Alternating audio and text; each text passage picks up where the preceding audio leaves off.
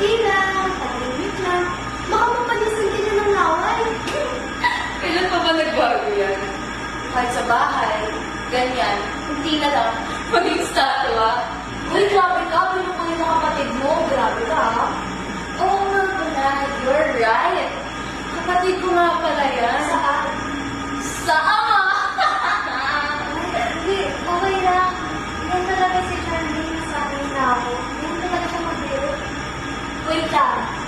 Bago mo mga walang usapan natin, halika nga, mag-order tayo ng pagkain. Ako ang taya.